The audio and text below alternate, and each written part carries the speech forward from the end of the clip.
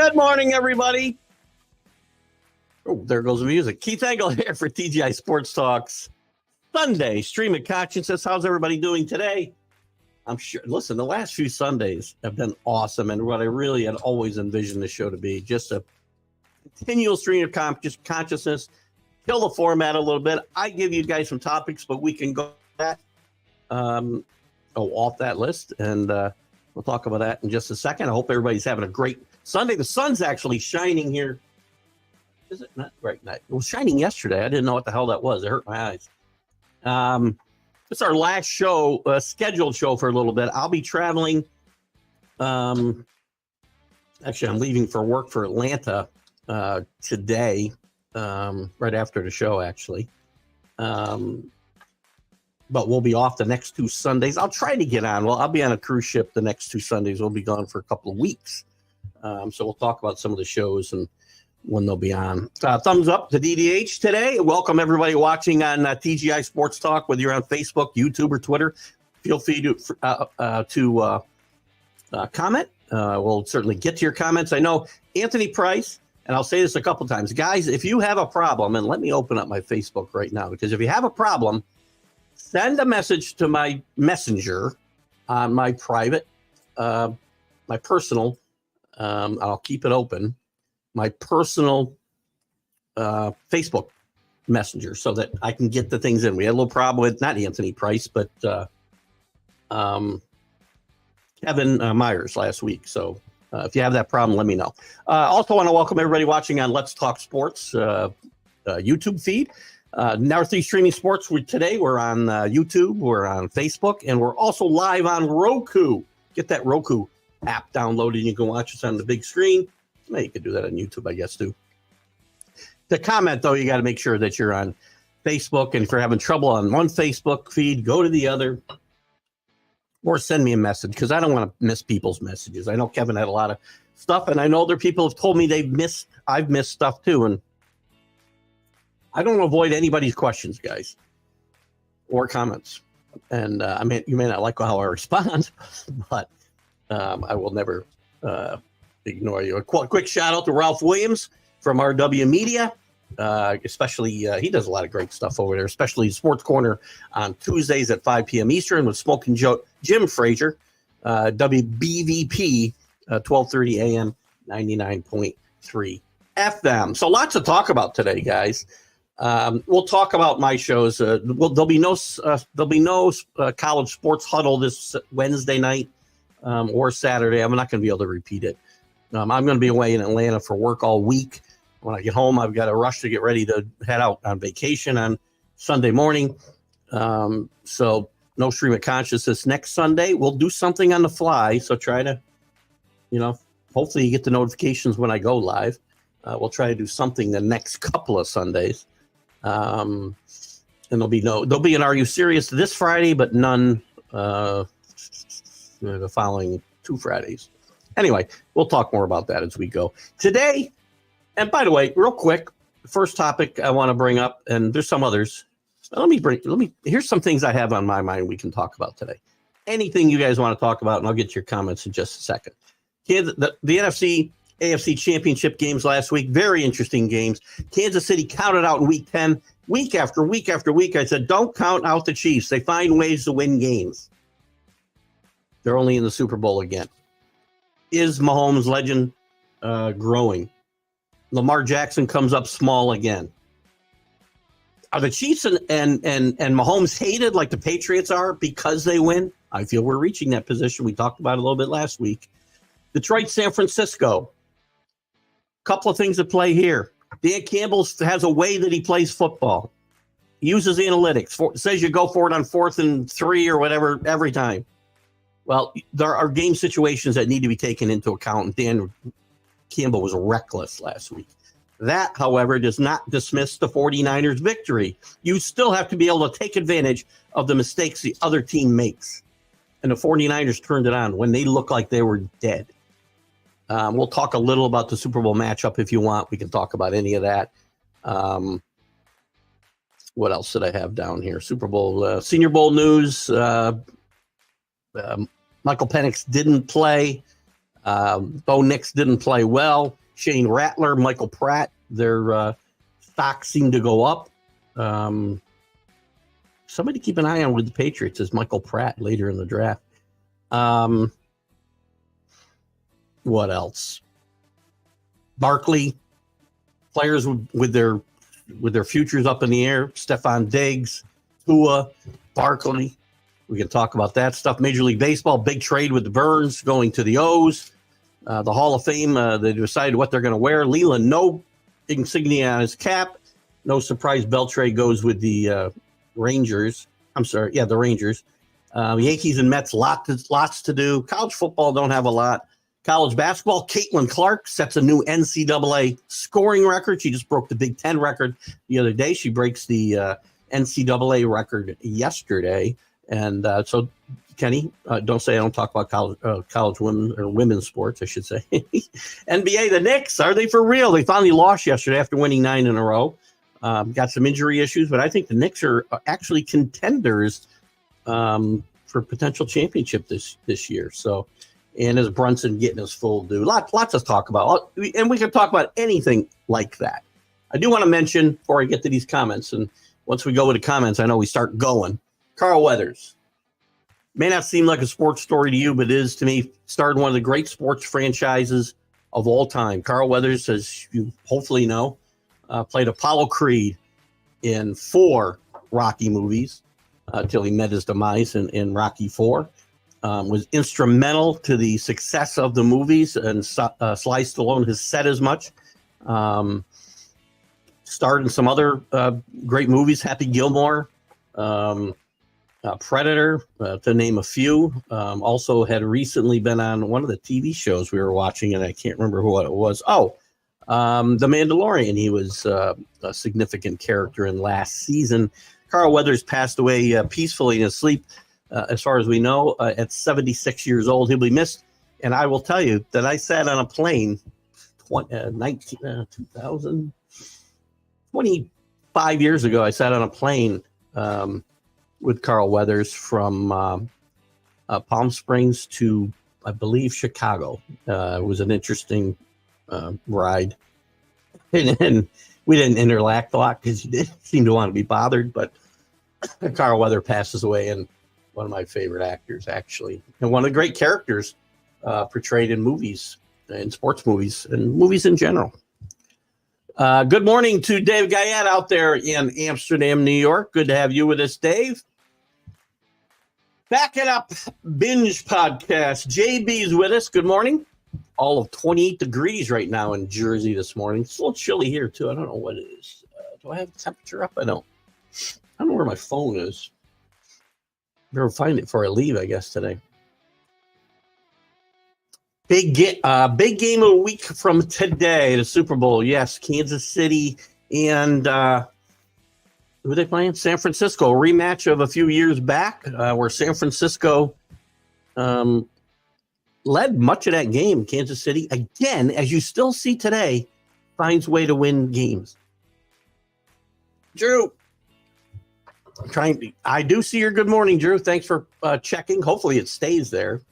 And again, I'll say to anybody watching on any of the platforms, if you can't comment or you're afraid your comments aren't showing up because I'm not posting it, looks like somebody might have already put something in my chat. Let's see. Ooh, nope, that's an old one. Oh, God, I get so much spam in my chat. It's ridiculous. And the other stuff's all old. So yes, if you don't see me, and again, it takes a while sometimes once you guys get rolling with comments, which is awesome. Feel free to put something in my messenger chat and my private Keith Engle. Don't go to TGI Sports Talk. It's too hard for me to get there. Good morning, Rick Sherlock. We got to hear Tim Tuffle speak last night at the Mohawk Stove Dinner. Tim Tuffle, former Met, instrumental player in the '86 World Champion. Former Twin as well. Probably played a few other places that I'm not thinking of off the top of my head. Always liked Tim Tuffle as a ball player. Decent second baseman. Had a little pop for that era. And I hope he was worth the listen. Was there anybody else there last night, Rick. I know sometimes I have multiple speakers. CA, good morning. Action Jackson, another movie from Carl Weathers that I forgot. I really enjoyed Carl Weathers. And by the way, when I sat next to him on a plane, he's no taller than me. When they shot the Rocky movies, because Stallone's really small, right? I mean, I think he's like 5'8" or something. Carl Weathers is no more than 5'10", I think. I might have been taller at the time. I'm shrinking as we speak. But Carl Weathers wasn't that big, tall. He was a big guy physique-wise. But an interesting cat, and I think an underrated actor. I mean, he started in action movies like Action Jackson, played Apollo Creed, Predator, kind of action movies, but he doesn't get his due. He was really good in The Mandalorian, I thought, last year. Drew talks about OCs and DCs. I'm reading backwards. Flying around the NFL, several from college ranks. Yes, Jeff Haley just got the job in Green Bay, the defensive coordinator's job. Jeff Haley had been struggling the last few years at Boston College. So kind of out ahead of the posse a little bit there. But yes, OCs and DCs are moving around everywhere. Kellen Moore goes to Philadelphia is a guy I can think of. Joe Brady gets the official gig in Baltimore, Buffalo, not a big surprise there. Plus all the OCs. One of the interesting things about the OCs and DCs, position coaches even, the NFL in this hiring cycle goes specifically with young guys, except for Harbaugh and maybe Dan Quinn. But the proven NFL coaches, Belichick, Carrol, Vrabel, maybe surprising as any, don't get a call. The hottest coordinator of all, Ben Johnson, doesn't take a job.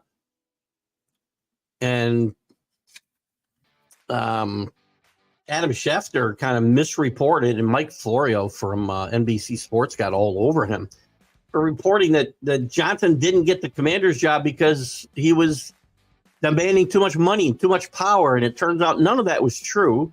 He had told them he wasn't interested. He had told Seattle and Washington. Washington was on their way to talk to him by all accounts, when he had said he was staying in the Lions. The way I understand it, the only job he was really interested in was a charge. And he turned down the Carolina Panthers last year. You don't see coordinators doing this a lot. I mean, they get paid more money now, the top guys, so it's a little easier. But there's not that many of these jobs, and if things, go haywire. Why do I have that pixelation in my screen up there? What the hell is that? What's behind me there? That's, I wonder if that's, what that is. Maybe the window. I don't usually get that. Let me check something here. Let me just check a setting quickly, because that's exciting for you guys, isn't it? Did it go away? It did. All right. Anyway. So anyway, Ben Johnson is being picky, and you have to be careful. Things go, well, here's the thing.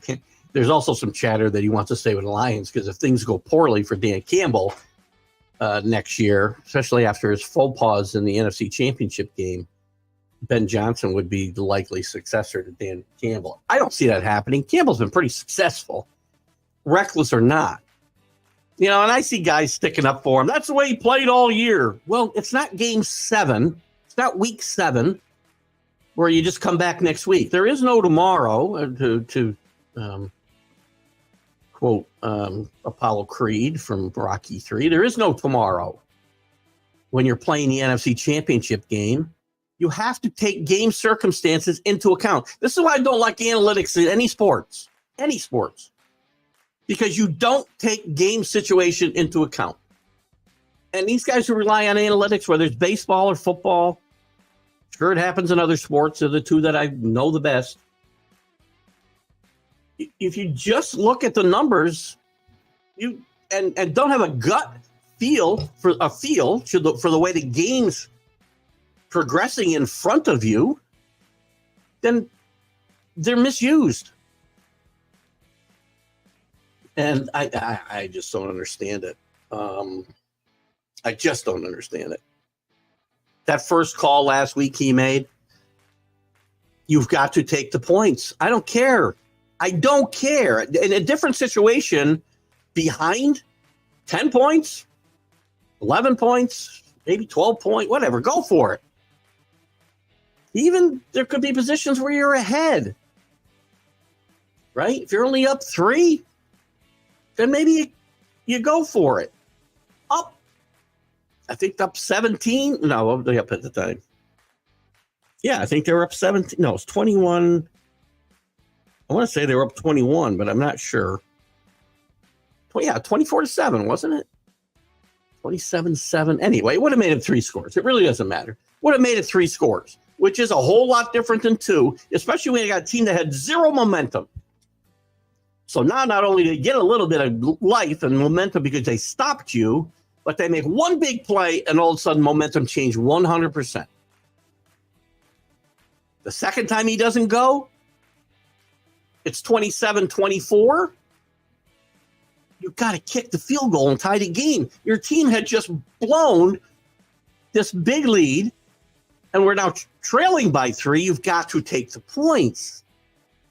And the last time, I guess you can give him a pass because he needs a touchdown and a field goal with 2 minutes left. But he could have kicked a field goal and had close to those 2 minutes and 3 timeouts. Minute, I think it was 80 or 90 seconds he could have had, and 3 timeouts. If he kicked a field goal and then he could have kicked off and put some pressure on the 49ers. But I don't know.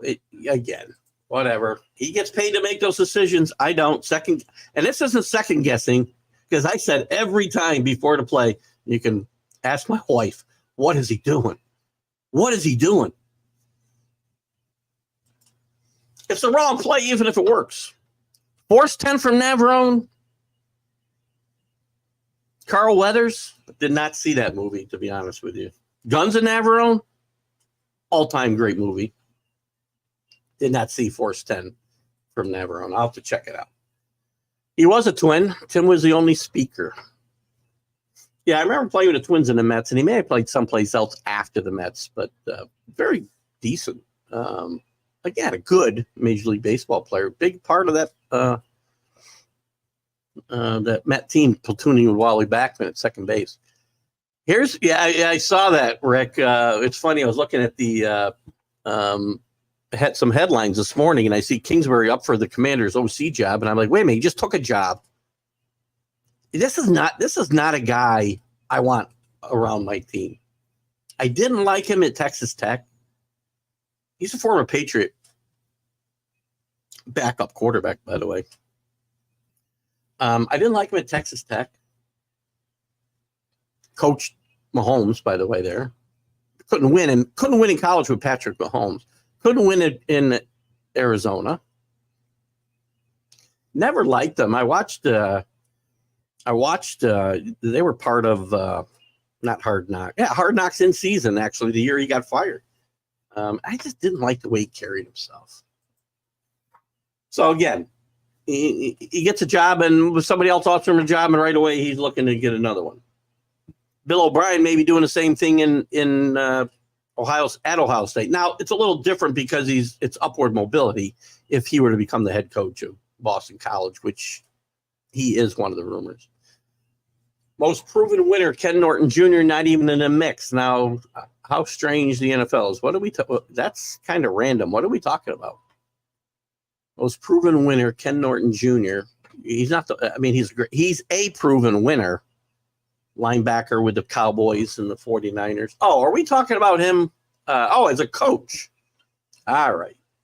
I don't know. I think I've heard Ken Norton Jr.'s name come up like 10 years ago, but not in the last 10 years have I heard him in the mix. I don't even know that he's coaching now. Is he? Carlos or somebody else? You can help me out. I don't know that he's coaching. Sorry, I misunderstood what we were talking about here because I hadn't heard him for so long in the conversations about potential NFL coaches. Good player, great coach. He did some good work on defenses with Dallas and the 49ers. He's won at every level.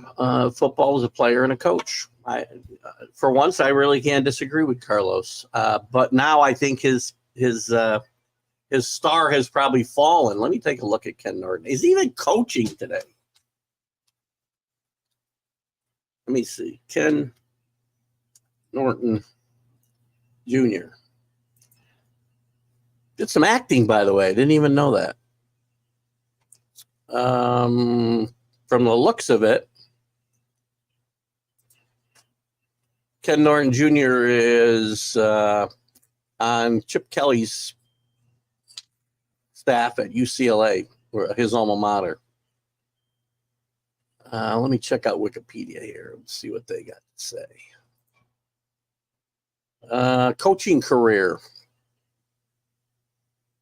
UCLA linebackers coach. His career path now, he's never getting an NFL job. He's gone from USC linebackers coach, USC assistant coach, assistant head coach and linebackers coach, Seahawks linebacker coach, defensive coordinator with Oakland. Didn't win as a defensive coordinator with Oakland, by the way. Seahawks defensive coordinator. Did not win with the Seahawks either. In UCLA now, his path is downward. So I don't think we're going to see Norton getting back in here. Cowboys should have scooped him. He's done. The Cowboys are not in a position to fire Mike McCarthy and hire Ken Norton Jr. Ken Norton Jr. is, as I said, at least 7 years probably past his shelf life as a candidate for an NFL coach. I don't disagree that he should have been considered at some point, but now you're not hiring the linebacker coach from UCLA to be the head coach of the Dallas Cowboys. Just not happening. Shrunk with age. He was over 6 foot and drafted by the Raiders. He was an NFL player. He went. I'm trying to remember where Carl Weathers went to college. I read it yesterday, but he was drafted by the Raiders. Didn't really play a whole lot. Wasn't very big for an NFL linebacker. He must have shrunk with age because he wasn't. Carl Weathers wasn't over 6 foot when I met him 20 years ago. I can tell you, 25 years ago. Anthony Price, good morning. Good to have you with us this morning. Take the points. Good morning, Alicia Corona. Another Perthite. We are just inundated on the show with Perthites, and I think it's a good thing. Alicia will probably raise the IQ of the Perth regiment here on the show because it's up to me and Kenny and Rick. Once in a while, a couple others to pull the weight, and well, Kenny helps a little. Kenny's a smart guy, but we got to decipher what he's trying to tell us most of the time. But good morning, Alicia, and absolutely, you take the points in that situation. Now, again, there are situations where you don't take the points. You go for it, but not up. Not where you put yourself up 3 points and the team you're playing, or 3 scores, and the team that you're playing is dead. No life. Good call, Alicia. Great to have you with us. And the Coronas are, anybody from Perth knows the Coronas, that's for sure. So I hope your dad's doing well, by the way, Alicia. And I really miss Alicia's brother, Stanley. What a character, man. Bowling. When I bowled with Stanley Corona, man, you'd think bowling's a pretty docile sport, but you know, we went into last week with a lead in the league one year in a Polish league, and we lost all 4 games and blew the lead and blew the championship. And Johnny Doviak, a cousin of Alicia's, and I were in the bar drinking, laughing, and Stanley didn't know why we were having such a good time and said something to me, not Johnny, who stands like 6'4" and looks like Carl Weathers, physique-wise. And he swings his bowling ball and just hits me as hard as he can in the chest with it. I'll never forget that. Oh, God. Stanley was a character, but I miss him a lot. I digress. Even if you took the points, the Lions did not score in the third quarter. Doesn't matter, though, Carlos. You don't know what would have happened after that play. Again, I don't know what would have happened either. I know they would have had 3 scores. The 49ers had no, and if the 49ers continued to play offense the way they were playing it and not giving life and momentum back, by the Lions wouldn't have had to score any more points. So you can't say they didn't score. I get it. They didn't play as well in the second half as they played in the first. Coaching decisions killed them. And you don't know how it plays into the psyche of the players and why they didn't play better in the second half. Don't let the coach off the hook here. I'm a big detractor of Jared Goff. Jared Goff didn't lose this game for the Lions. Dan Campbell lost this game for his team. And I hope he apologized to them afterwards for it. Anthony's. It seems the new ownership in Washington. But same old bullshit. Shaking my head, hiring anybody. Dan Quinn, I think Dan Quinn is the worst hire of this hiring cycle. Now, word came out here yesterday that they did have some interest in Belichick, and there was some chatter between back channels. We thought the only team that Belichick's camp had any conversation with was Atlanta, but it turns out, at least through back channels, and probably no direct conversation maybe with Belichick, the team formerly known as the Redskins were interested in Belichick, and he might have had some interest there. But Vrabel would have been the guy I would have hired. How do you hire Dan Campbell? I understand Dan Campbell took the Atlanta Falcons to a Super Bowl. He also had the worst defeat in Super Bowl history, up 28-3 in the third quarter. 5 minutes and 31 seconds left in the third quarter. He also had some of the biggest collapses during the regular season of any coach I can remember in recent history.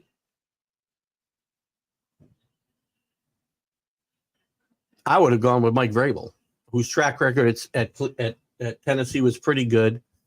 Why he got fired, don't know. Maybe there's something there. But I'll be honest with you, I think I'm more surprised that Vrabel didn't get a job in this hiring cycle than Belichick or Pete Carroll didn't.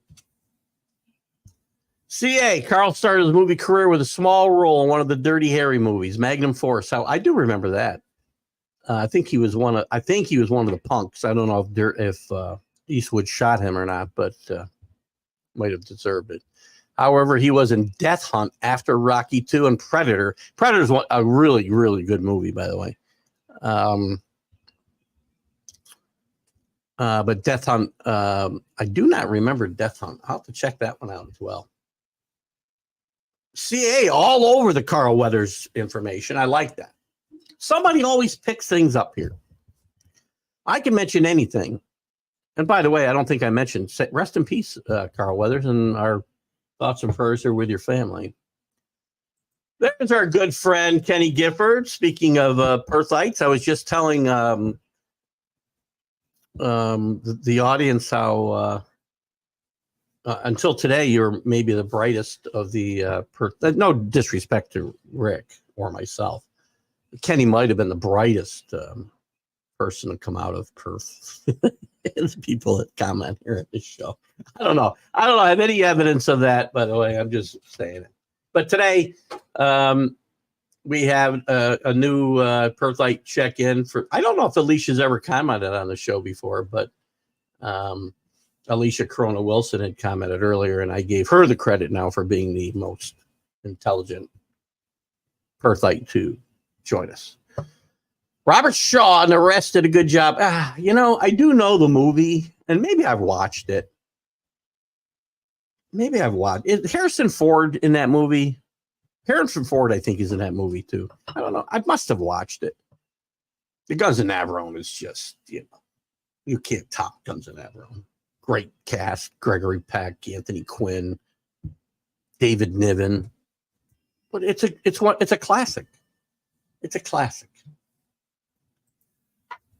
If the Lions had taken all the field goal opportunities, they win by 3. Well, I can't say that either, Kenny. Again, based on what I said to Carlos, if you take it at face value, that's true. Just take the score and add 9 points. You can't do that, though. Trying trying to think what the score was because they did score a touchdown. But because you don't know how the game plays out. If they, for instance, if they kick the first field goal and go up 3 scores, right, 27-7, the whole game plays out differently. They may very well have won by 35 if they taken the first field goal. I don't know, but the game there once a fork in the road comes, right, in a football game, and you choose to go this way, you can't say, well, if I went that way, the rest of the game would have gone the same way that it would have gone when I chose the right-hand fork. Everything changes. So there's no, you can't. It's not as simple as saying, let me do the math and add in 3 field goals and they would have won. It's not that simple. I do believe the Lions very well may have won that game if he had kicked the first field goal, which was the most important one because it changed the whole momentum of the game. If they took the points, the 49ers are still reeling. They don't get the ball, at the 40-yard line or 45-yard line, wherever they got it. Maybe they don't throw the long pass. Maybe it doesn't bounce off the guy's mask and into Ayuk's hands. And maybe momentum never changes and the Lions go on to score 45 points. There's no way to know. So, well, I do think the Lions may have won the game if he took the first field goal. Because, again, you got to remember, Kenny, the third field goal wouldn't have been in the same. The circumstances would have been not the same. The second and third. If he takes the points the first time, he's probably not behind for the second field goal. And he's probably not needing 2 scores to tie the game with 2 minutes left with the third time. So the first field goal is the one that changes everything in that game. I'm sorry, the first lack of field goal. Nick Bodkins from the Bodkins Show, guys. Check out Nick over on LTS Sports. Great stuff Nick does. Big Green Bay fan. He says the one where you're down 3 in the fourth quarter, got to take the points. Agree with that 100%. See, I would have kicked. I'm not saying, and Kenny's right. I would have kicked field goals, and I am a big advocate for being aggressive and playing to win the game. But game circumstance means everything. And the circumstances say you kick it on the first one, you definitely kick it where Nick says here to tie the score when you've blown the whole, a 17-point lead and all the momentum. You've got to take some of it back. And they didn't do that. Dan Campbell has to take responsibility for this loss. And he has. I mean, listen, he's not running away from this. He's not saying I should have kicked the field goals. Detroit, the statistics show they're a terrible second-half team. Yeah, again, whatever. I have to see all the stats for every game, and I see all the game circumstances for me to say they're just to make a general conversation that they're a bad second-half team. They won 12 games this year. And maybe they're a bad second-half team because their coach kept going on for fourth down and all the games that they lost in the fourth quarter, Carlos. I don't know. I'd have to review every play-by-play of the second halves of Detroit's games to make that general comment. They didn't lose this game because all year the statistics show they're a terrible second-half team. And again, if they are, possibly coaching decisions play into that.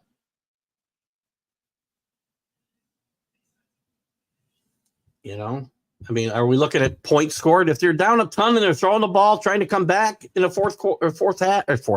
Yeah, fourth halves football games have. This is what I'm talking about with Perth Heights. Anthony. Arthur Smith got a job. Yeah, where is he? He's a coordinator somewhere. Where'd he go? Drew, you had the OC.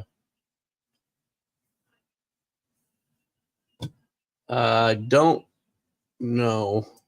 Hold on. I see a question from Drew. Distracted me a minute. Where'd Arthur Smith go? Did he go to where is he? By the time I look this up, somebody will already have told me. Oh, the Steelers, right? I forgot about that. Ralph Williams was not happy about that hire. If I remember a post he put up, Ralph Williams from RW Media, we mentioned all the time on this show. I don't think he was happy about that. Kenny didn't know Stan had a sister.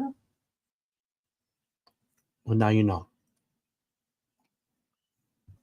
She's younger than you, Kenny, which all of us are.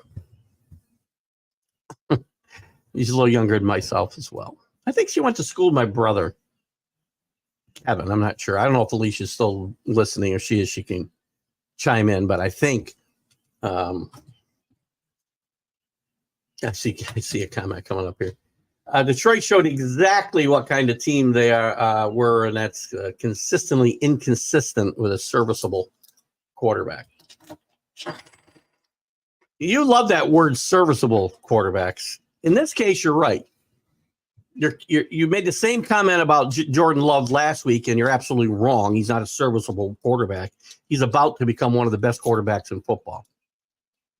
Jared Goff will never be accused of that. That said, Jared Goff is probably going to get a big extension in Detroit.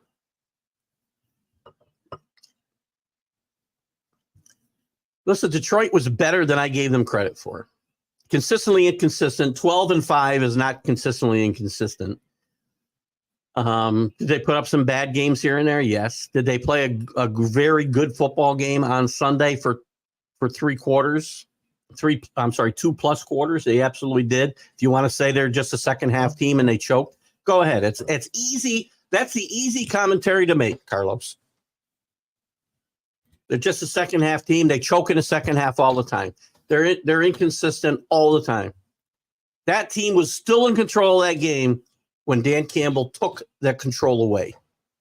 Had nothing to do with the players. And by the way, the inconsistency that you talk about also falls on that coaching staff. I think Dan Campbell's an overrated guy. Drew, I'm going to try very hard to do the Major League Baseball update Friday. It's my last day of work. I got a lot to get done. In fact, I do have some meetings I have to do that I wouldn't normally do on a Friday because I'm going to be gone for 2 weeks. But my plan right now is to do the Major League Baseball update, and I'd love to have you on that day if I do it. I might even have to move the time a little bit. I don't know. I may do it at 4:00 or something like that. But I'll let you know. And if you're willing, I'd love to have you on. I don't care about his style, Kenny. I've said this from the beginning of it's great that he's aggressive. I think I've been pretty consistent in this.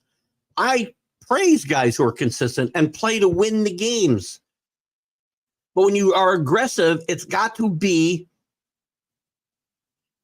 in a place that makes sense. You can't not kick a field goal when you're going to go up 3 scores on a team that you got your foot right on their throat, and you can't let them up. He let them up. Now, San Francisco may very well come back because I don't want to take anything away from the 49ers. Dan Campbell put them back in the game. They still had to take advantage of that and change the momentum, and they did. It's a 2-way street. Because guess what? If he goes for this and 49ers don't mount that drive on the next possession, we're hardly even talking about this today. But I will blame him. Your style is your style, and that's great.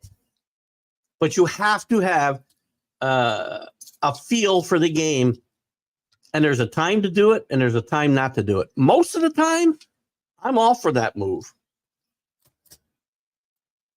But everyone, I could give them a pass on the last one because they need a touchdown. They're down inside the 10-yard line.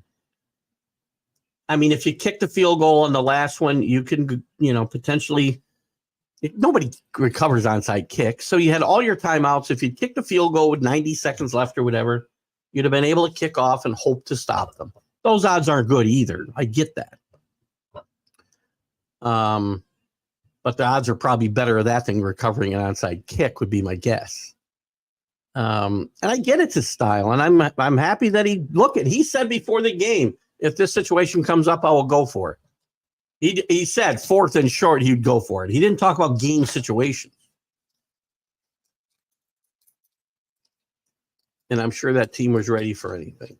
Meaning who? 49ers or the Lions? I don't know who you mean would be ready for anything. Both of them probably were. Listen, I give the Lions a lot of credit. I maligned this team for a lot of the year, especially the quarterback. They didn't lose this game because of that. I guess I would say that's a good call, Tim, and not to denigrate Alicia or any of the rest of you. I'll only count myself as at the bottom of this list. But Tim would gain the distinction of brightest among us at Perth. I don't see Tim's comments for whatever reason. So if Tim's another one, and I hope you let him know, Rick, if his comments, I don't ever comment on his comments, it's because I don't see them. And I know other people, Luis Delato's been here a few times, and some other people that have mentioned that people will say they see them and they see comments, and I don't see them. So if you know somebody that happens to, please tell them to put a message up in Cal Galloway. Who knows that? I don't know who that is. Okay. Anyway, have them send my personal Facebook page a message through Messenger, and then I'll make sure their comments get addressed. You know what, Nick? I talked about this a little while ago. I'm surprised at both, but I guess I'm more surprised that Vrabel didn't get a job because he's younger. His track record more recently is better, this year notwithstanding. He's turned the team around more recently, and again, he's going to be there longer than Bill. Bill's, one of the things that cost him the Atlanta job, multiple things. Rich McKay, and listen, I like Raheem Morris. I have nothing against Raheem Morris. I think if he gets a quarterback, Atlanta could very well be a good team. They've got some talent on this team. But Rich McKay is going to lose his job if Raheem Morris doesn't win. The owner, who's 82 years old, wants to win now. Bill Belichick would have been a short-term solution. So I'm more surprised at Vrabel not getting a job, quite frankly. I thought there's no way, with the number of jobs open in this hiring cycle, Nick, that he wouldn't get a job. I thought he'd be a better fit for the team formerly known as the Redskins than Dan Quinn. I thought he'd be a good fit in Seattle. Doubt he was interested in Carolina. Probably was interested in the Chargers, but it's pretty obvious they had their sights set on Harbaugh the entire way. Whenever a team can go up 3 scores, you do it, whether it's 17 points or more. In very loud, CA shouting at us. I agree. When you change the number of scores, you will be up. You always have to kick or take those points. If a field goal would not have made that difference, I would have gone for the first down. Now, people have said in general, when you're ahead, take the points. Always take the points. I don't agree with that philosophy either. Again, it depends on game situation. If they were up, I don't know, because I'm not good at math. Let's just say they were up 10. I would have gone for the first down if I'm up 10, because a touchdown there makes it a 3-score game. Again. Pittsburgh. I think you're telling me about Arthur Smith. Yes, if Ralph Williams joins us at all today, I'm sure he will not be very happy about that. Drew says the best coaches are flexible. They tailor their tendencies to the immediate situation. Hello. You know how many times I watched the Patriots change their entire game plan in the middle of the game because they were ahead by a certain amount or they're behind by a certain amount? Patriots got known as, Tom Brady and throwing for a gazillion yards and a bunch of touchdowns. You still need to be able to run the ball and finish out games. And Detroit maybe could have been able to do that. 3 scores up. That's why I say you don't know how this game would have played out. If he kicks a field goal, maybe they try to run the score out and still don't get first downs, and San Francisco still comes back. I don't know. There's no way to know. I don't have a crystal ball. I just know if I'm up 3 scores compared to 2, I got a better chance to win than if it's not. And Drew's absolutely right. You tailor your tendencies to the game situation at the moment. I don't care if it's baseball or football. There are too many coaches in these leagues that have got, they follow the analytics till it shoots them in the foot. Baseball's even freaking worse. Half those managers do not ever trust their gut. They trust the index cards in front of them to say, tendency here is it's Tuesday at 2:00 in the afternoon. It's a little overcast, and this pitcher doesn't pitch to right-handed batters as well as he normally would. So I'm going to bring in a different right-hander. And the guy just struck out 5 guys in a row. But the sun went behind the clouds. I didn't say the team members should bash him. I don't, it's good they stand behind their coach. That's fine. I'm going to bash him.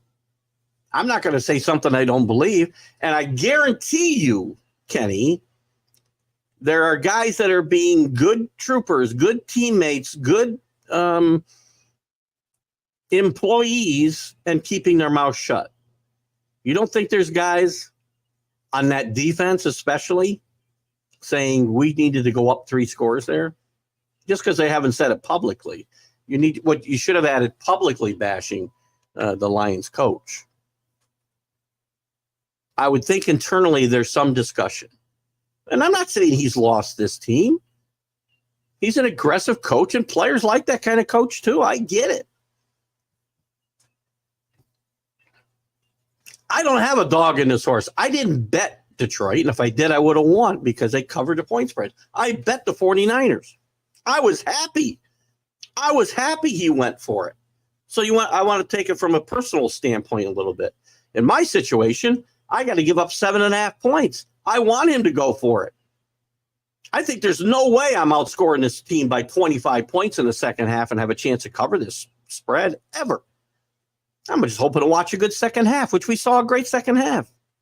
Because don't take anything away from the 49ers and grabbing that momentum back. You still got to take it.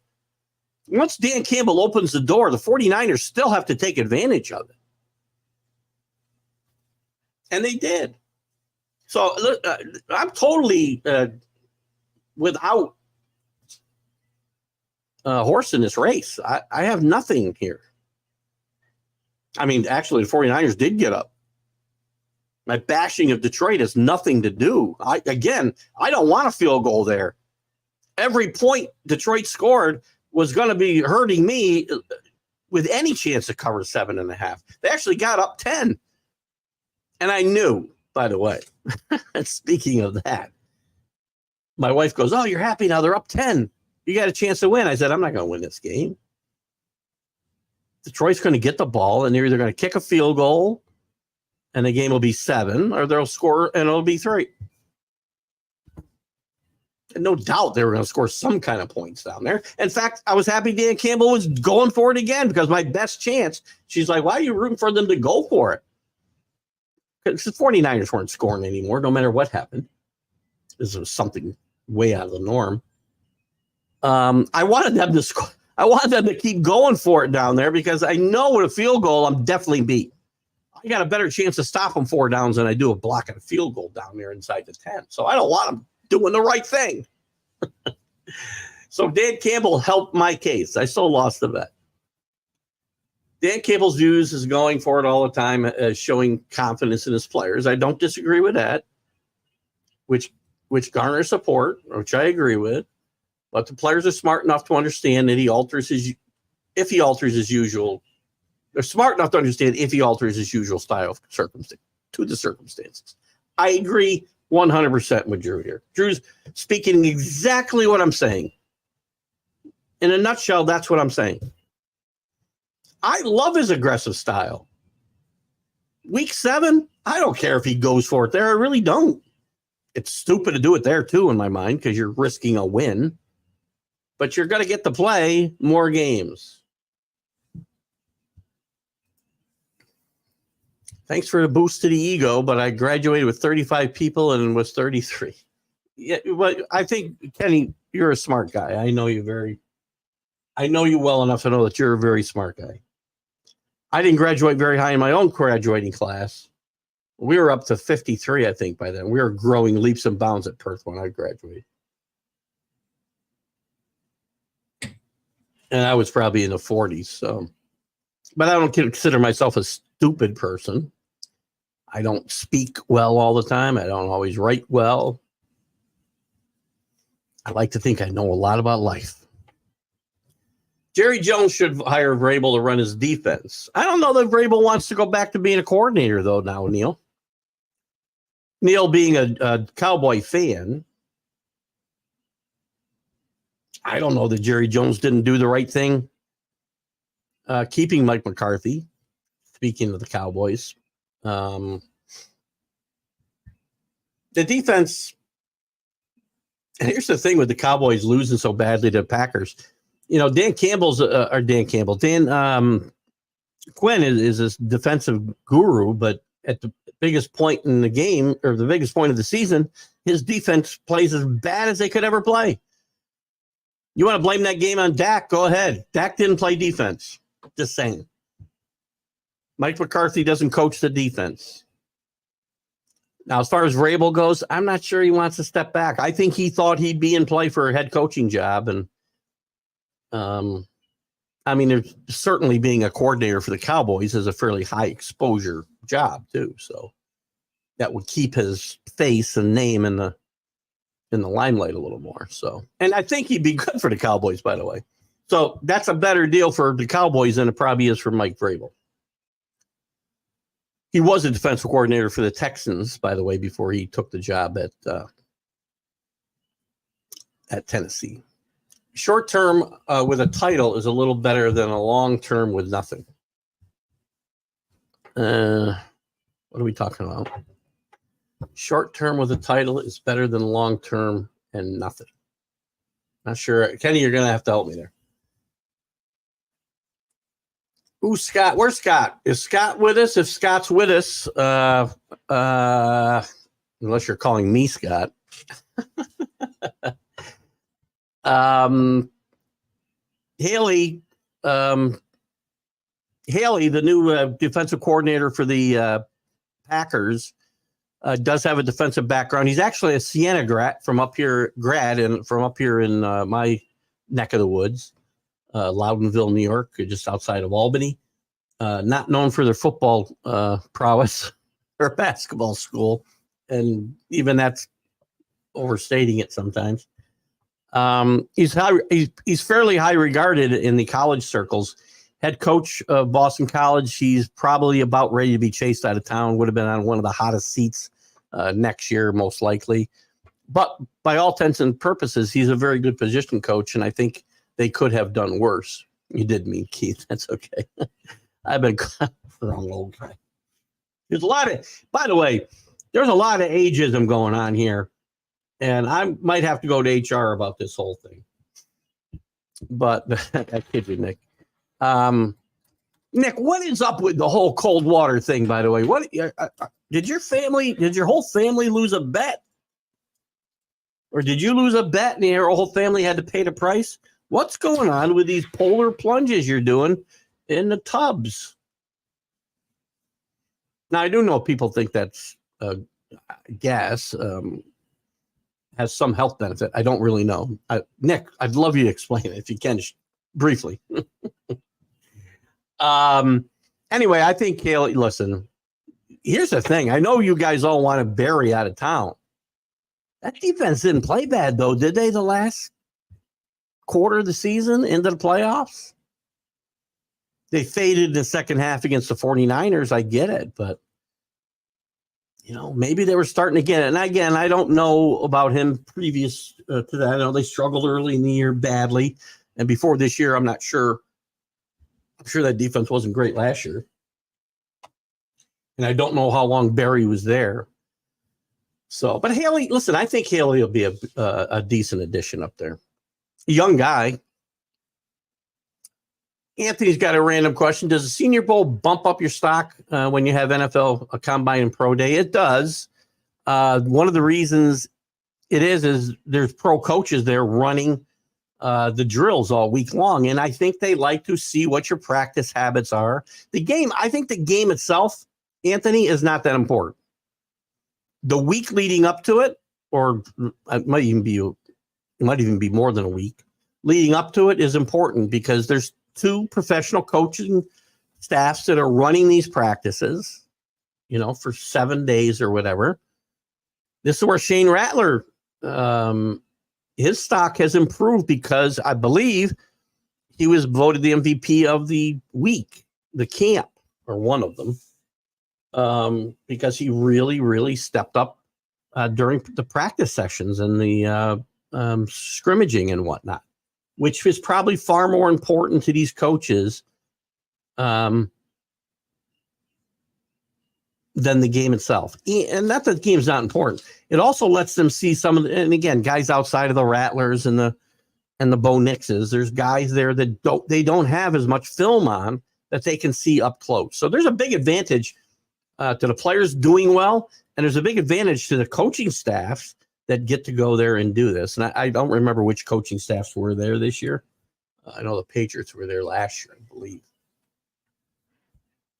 Don't have a dog in this horse. Is that I didn't say a dog in this horse, did I? I said a horse in this race, didn't I?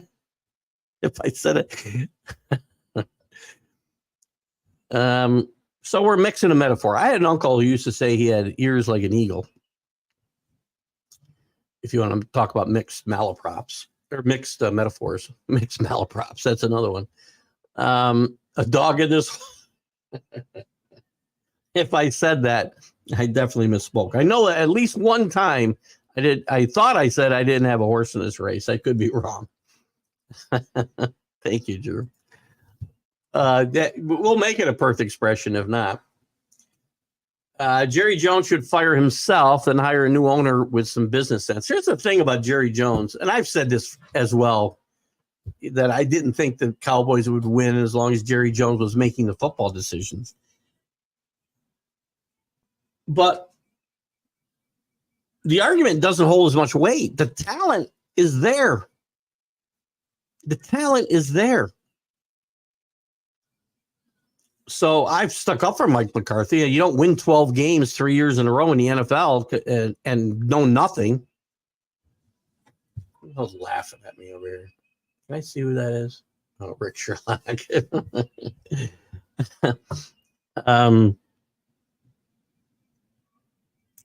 I don't know. Maybe it's just a jinx. Here's what I think. I personally think there's a jinx on his franchise because of what he did to chase Jimmy Johnson out of town.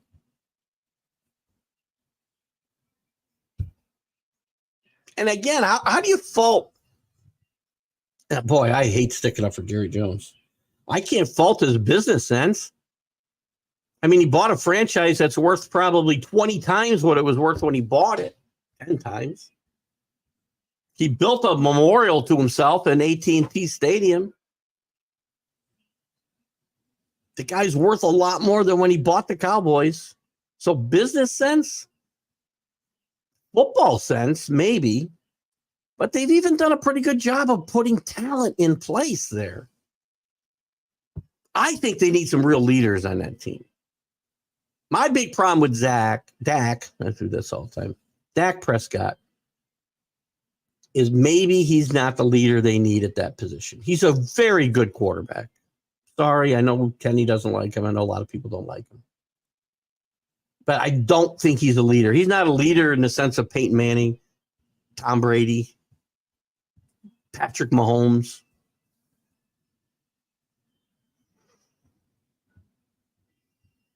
Is it all the coaches? It doesn't matter what coach they bring in there. There's talent. There was a time there was no talent and you could blame Jerry. Right? When you're going through the Chan Gailey years, hell, even Parcells didn't have the best talent in the world when he was there. Jason Garrett in the beginning didn't have great talent, but did later.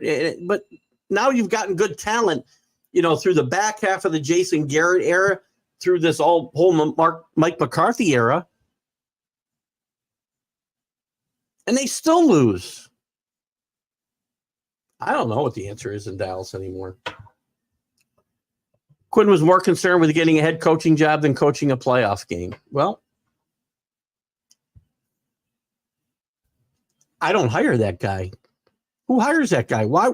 Again, I don't disagree with you, Neil. I've seen this up close in a little different context with a head coach who was looking to get another job while he was preparing for a Super Bowl. I'll leave the fat bastard's name out of it, but he got beat by the Packers in 1997. You can fill in the blanks. Spent the entire week, and there was only a week between the Super Bowl and the championship games in that year. And the whole week was about that fat bastard taking a job in New York where he could shop for the groceries. Stop eating the groceries and coach the freaking team. We had a chance to win that game. He leaves his best team player off the freaking roster. And Desmond Howard runs 2 kicks back for a touchdown. Sean McGillen, good morning, Sean. Sorry I haven't seen you in a while. It feels like a while because I know I was sick or was away. I don't know what it was. Weather was bad, and then the time of the games moved later, so we haven't been up to the Creekside in a while, but we'll get up there and see you. Tell everybody up there we miss them. Brittany, Tom, all the peeps at Creekside. If you're up there today, Sean, I don't know if you're still working Sundays or not. I hope you are. And tell Brittany hi. Tell Tom hi, and we'll get up and see him sometime before next football season starts. Kenny Gifford, Falcons hire and not Bill. Better short term and a title than law. Oh, I get you. Yes, you're absolutely right. I can't believe that the owner didn't overrule Rich McKay and the rest of the front office in this case. Rich McKay been around for a long time, and I think he was afraid of losing power to Bill Belichick. The short term was one of the big concerns as well. This is a 2 or 3 year hire, probably at best. But if you want to win now, as Kenny said, that's what I said before. The owner's 82 years old. You want to win now, bring in Bill Belichick, find him a quarterback, and let him go. And again, I don't mean any disrespect to Raheem Morris. I think he's a good football coach. And I hope he does well. Rich McKay better hope he does well.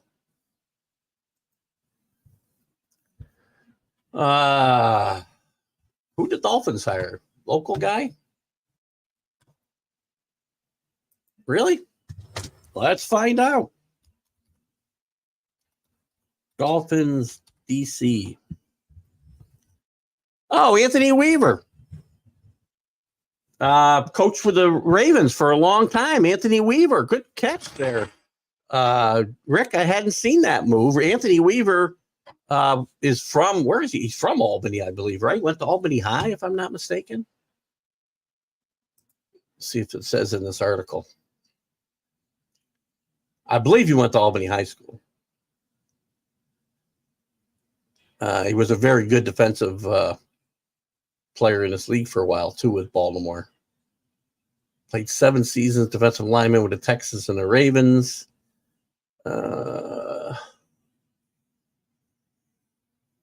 If I could, let me type in his name. I want to see where he went to school now. I think he went to Albany High. Once again, by the time I do this, you guys will have the answer for me. Anthony Weaver. He was born in Abilene, Texas. Interesting. He went to Saratoga High. My bad. Went to Notre Dame from there. Saratoga High, just 10 minutes up the road from me here.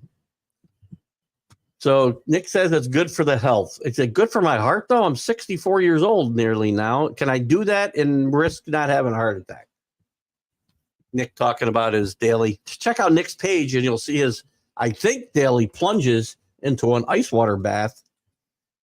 Mood, metabolism, and energy. Well, my mood should be changed, that's for sure. My attitude. Will adjust my attitude. My metabolism will speed up or slow down because I don't need to slow down anymore. That's for damn sure. Polar plunge is supposedly healthy for if your heart. That's what I said. I'm fairly heart healthy at the moment. I've had some issues in the past. Got some hypertension. Shouldn't shock anybody. Joe Barry had 2 good games, and we wanted him long. I know. I've seen you post, and a lot of other Green Bay fans. Because I belong to groups from pretty much all the teams, and I'll go check some of the conversations. And I know the Green Bay groups have not been a fan of Barry for sure. So. And you're closer to that situation than me for sure. But so again, as far as Haley versus Barry, then you've got an upgrade. He's a young guy, knows his stuff, didn't quite make it as a head coach in the college level. Does not mean he won't be a good coordinator. Switching gears, Drew wants to talk a little baseball, which we can go back and forth. As I've said, don't wait for me to change the subjects anymore on Sundays because we're just going to – I love the format we've come in here. It's really been a good rollicking conversation back and forth with you guys. If you want to switch from football to baseball and back, then we will. So, Drew, if the conversation goes back to football and you want to continue this conversation we're going to start, you do that. Just make sure I know what the hell I'm talking about or we're talking about. We can talk about the Knicks. Knicks playing well. I know we don't have a lot of NBA fans, but switching gears. Montgomery, Snell, Chapman, Bellinger, JD Martinez is still available. We're like, I don't know, what are we? Not even 2 weeks away, maybe a week away from pitchers and catchers. I don't even know the date. Pretty close. Between a week and 2 weeks, depending on the team, pitchers and catchers report. First 4 of these guys are Scott Boras clients. No surprise there. I'm a little surprised that Snell's had 1 offer from the Yankees. I'm not bringing him in here for $160 million. And again, the Yankees and Mets issues is another issue we can talk about. These are still 2 teams with lots of problems. And if you're a fan of another team, bring them up as well. If you feel one of these guys your team should be jumping after, please feel free to do it. If I'm a Yankee fan, I don't want anybody on this list. Maybe Bellinger, but then I got too many outfielders probably because I'm stuck with Speedy Gonzalez there at DH.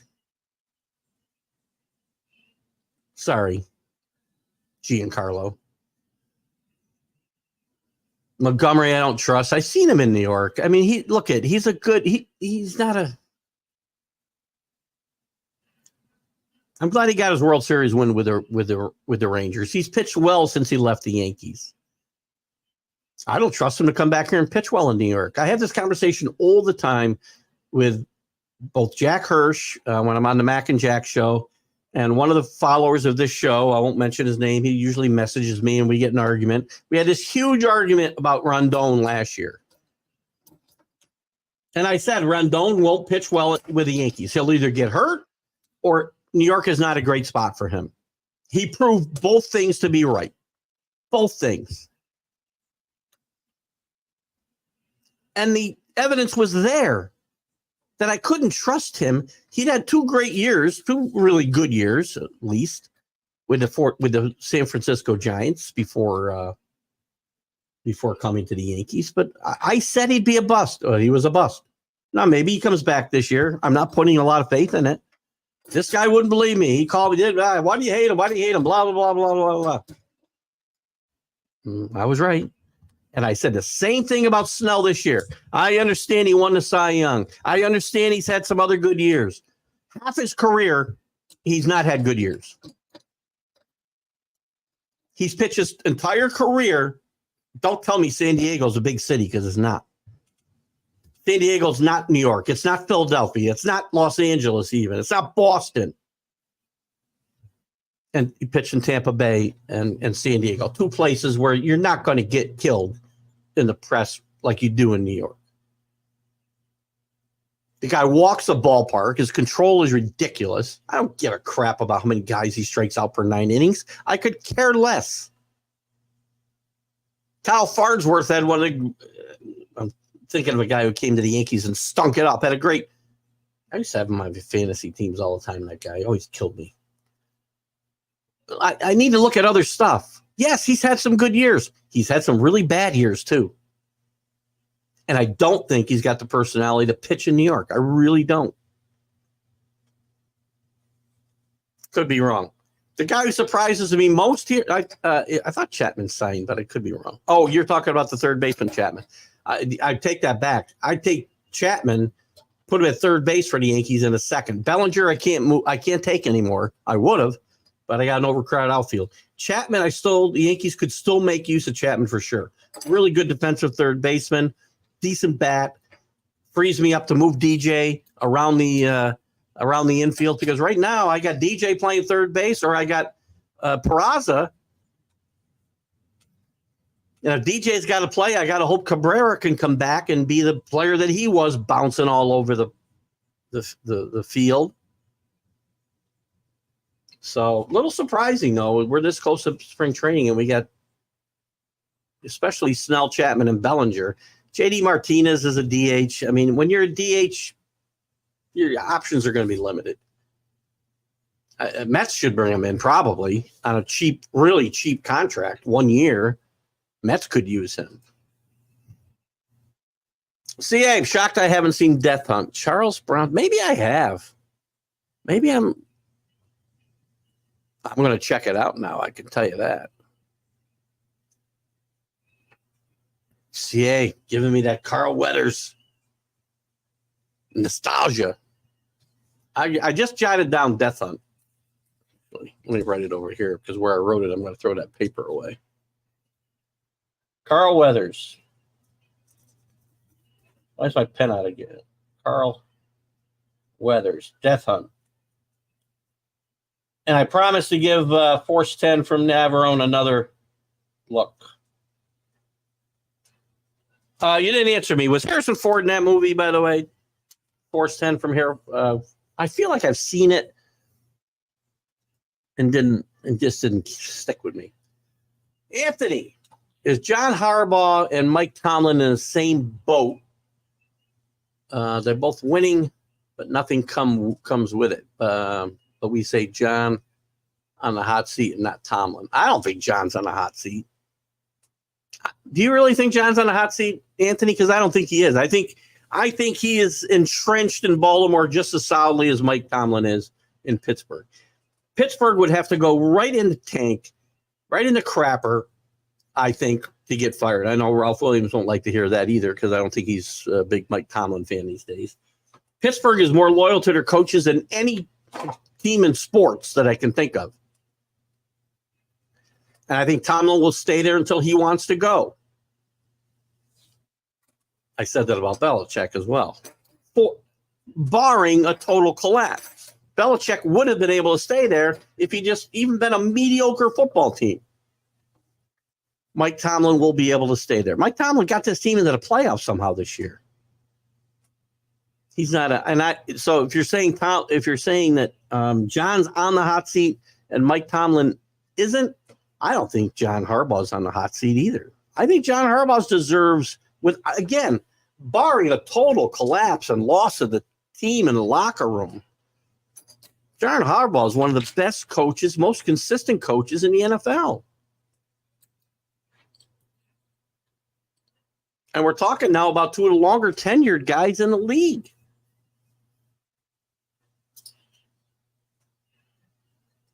I'm trying to think who is. John Harbaugh might be.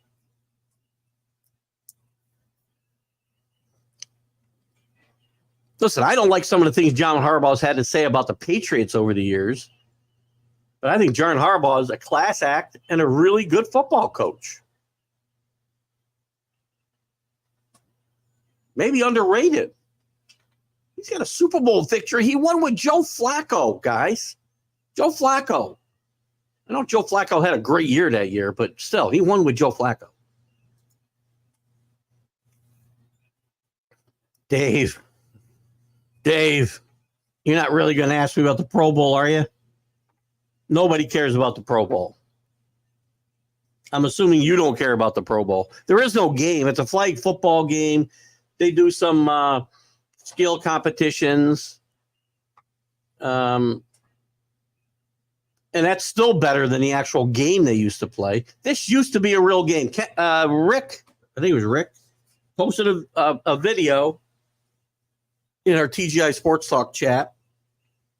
I should probably add more of you guys to that. If you're interested, let me know and I'll add you to the chat.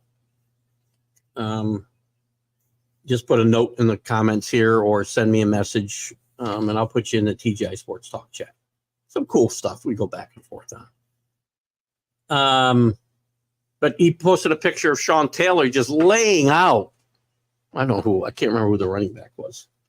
Rick, you can comment on that. But just laying him out in the Pro Bowl. That's how it used to be played. It was a real game. Football. And then it became, the games were 60 to 59. No one played any defense. I should pull that clip up. So no, Dave, no, don't care about the Pro Bowl. I don't care about any All-Star games today. I watch a baseball All-Star game a little bit, but now they've got to do these things where they got to put on, uniforms so they can sell another thing. Another thing MLB can put a price tag on and sell it.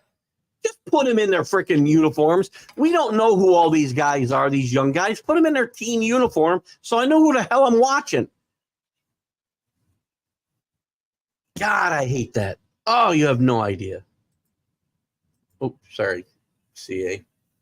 Fly like an eagle to the sea. Fly like an eagle. Let my spirit carry me. Yes, sir. Yes, Dallas has talent, but they need to move off Dak. I'm not saying, again, I'm a big believer that numbers are not everything, obviously. And Dak didn't play great in that playoff game against, and again, other times he's played badly. Don't get me wrong. I'll never forget. They could have tied a game against, I think, the 49ers the year they went to the Super Bowl. I could be wrong about the year. And they're going down for a tying field goal, and all he's got to do is hand the ball to the referee. He doesn't know what to do with the ball. Leadership, I think, is Dak's biggest problem.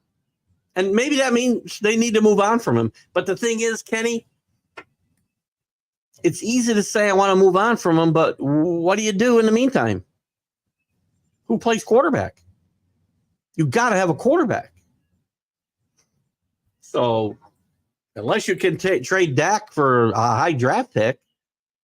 Now, if I'm the Cowboys, maybe I take a shot, and Neil will probably hate this. Take a shot at Shane Rattler, or the guy I love. And I really hope if the Patriots don't make a move on Josh Fields, who's likely to get traded because Caleb Williams is targeted by them for the number one pick. If they can't make a move on Josh Fields and get Marvin Harrison with the third pick, then I just assume they take Marvin Harrison with the third pick or an offensive tackle with the first pick, not a quarterback. Where if I miss, I'm setting the franchise back another 5 years, and I got to go through 5 more years of this freaking misery that a lot of the rest of you have experienced, and I'm tired of, because I spent 20 years suffering with this team, and then 20 years celebrating with this team, and I don't want to go back to the other. I hope that they don't take a quarterback at that number 3 pick, and they take a guy like Michael Pratt, who I like a lot. 3rd round, maybe 4th round, Michael Pratt. I don't know. They could get Michael Penix in the 2nd round. Don't need to go quarterback at 3. But back to the Cowboys, Kenny, you got to have a guy to replace them with, right? Bill Pulver, good to have you with us. Watson's on top of his game this morning. Good to have you with us, Billy. Don't know what country or planet you're on today, but good to have you with us, Waldo. Congratulations, early congratulations on your Winnipeg Jets playing very good hockey. We've talked a lot about them with Jim Beringer, and I don't think you were here for any of those shows, but if they continue to play as good a hockey as they are, we'll be talking about them more as we have Jim in when I get back from vacation. Could be the first time in 30 plus years a Canadian team wins the National Hockey League Stanley Cup. There's a quick good morning. Nick with a yes. You usually lose track by now. Speed up. I can't speed up. I gotta go, man. Oh, maybe you're saying, oh, speed up. I know what you're saying. Help me to speed up. Yes, I could have a heart attack. No, I guess, yes, it speeds up your metabolism.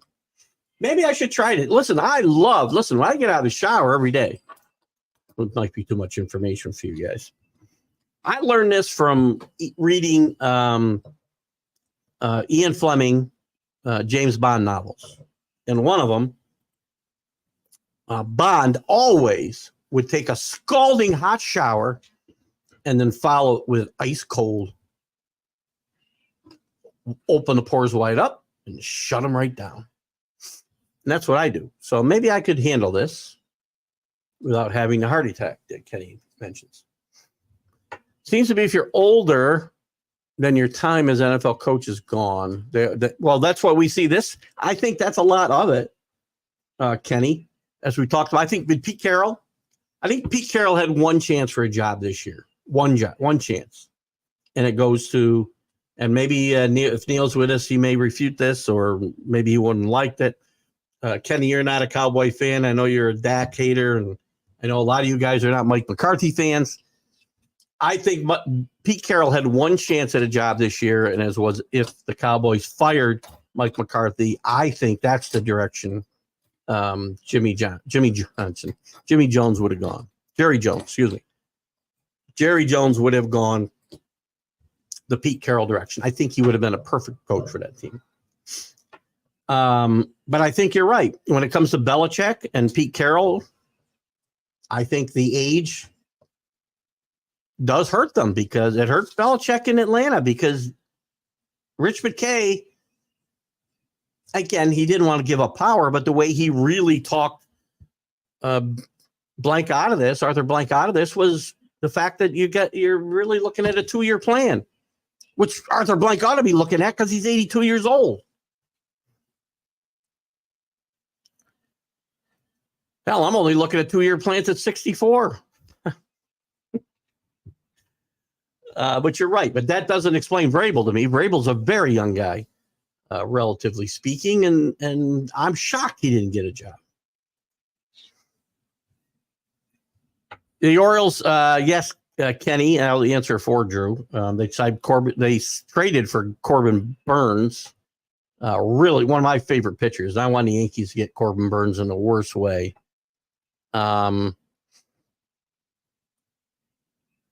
Drew can answer the second question better. My answer would be no. I do know the team's for sale or in the process of being sold together.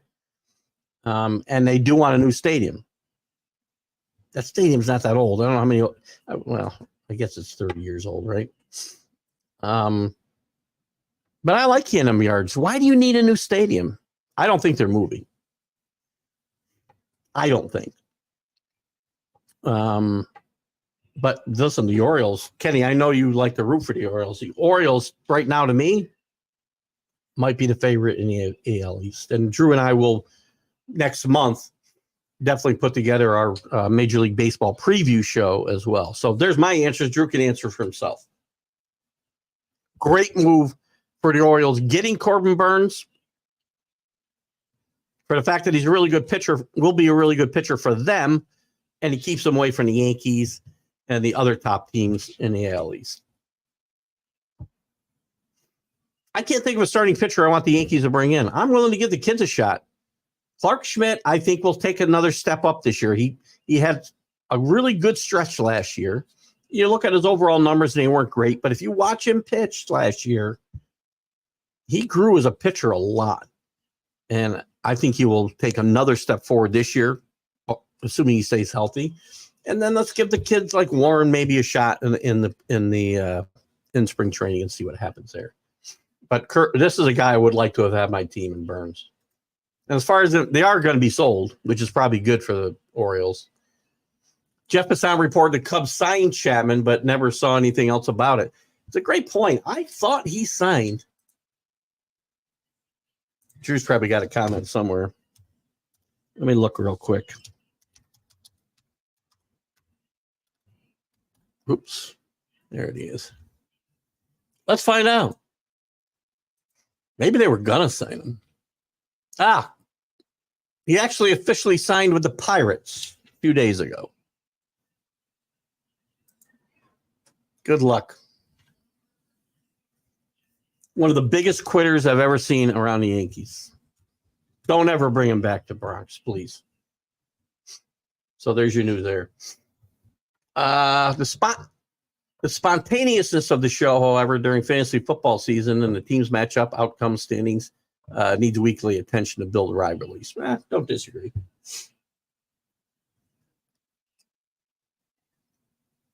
And we can certainly do that. I'm not going to around our fantasy football season.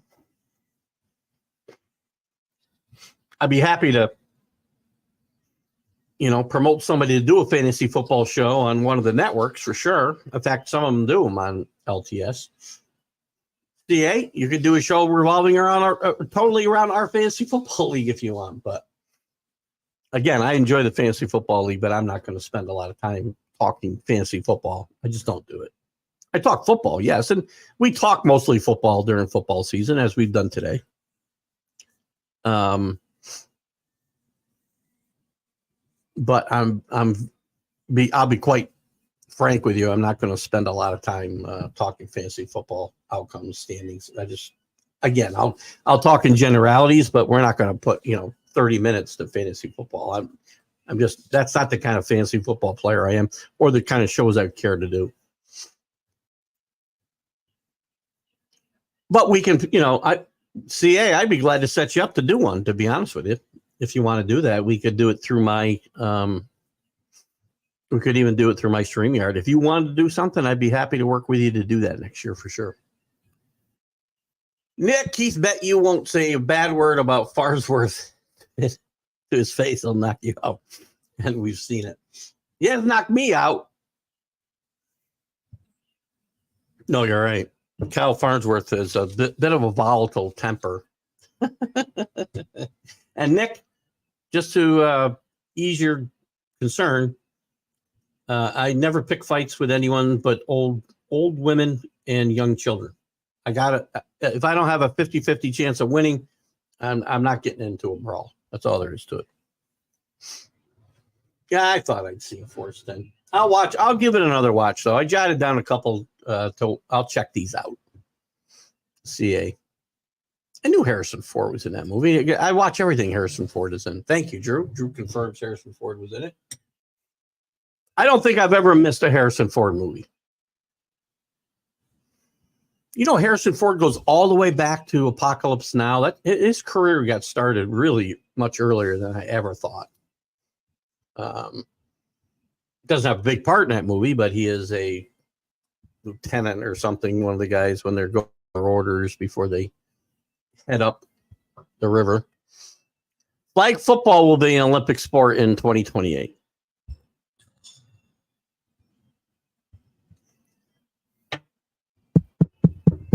What is this freaking sports world coming to? How is no offense. I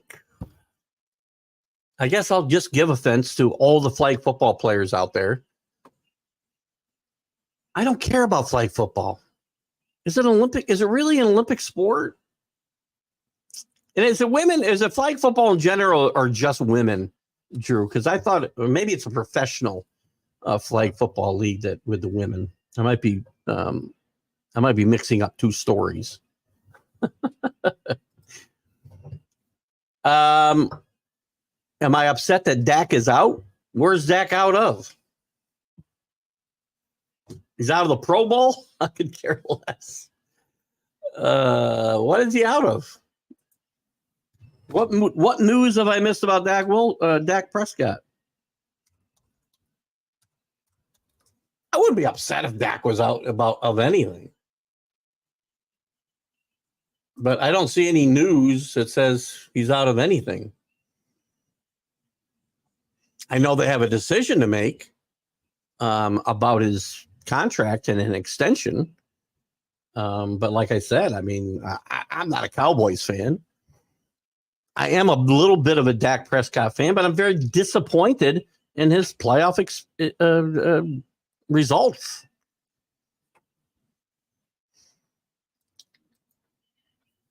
Punter on a fake. Oh, that's right. The Taylor, by the way, now I just lost his name. Crap. Oh, man. See, getting old sucks. Well, it's better than the alternative. Is it Chris Taylor? No, I just totally blanked on his name. Was a great Sean Taylor was a great football player.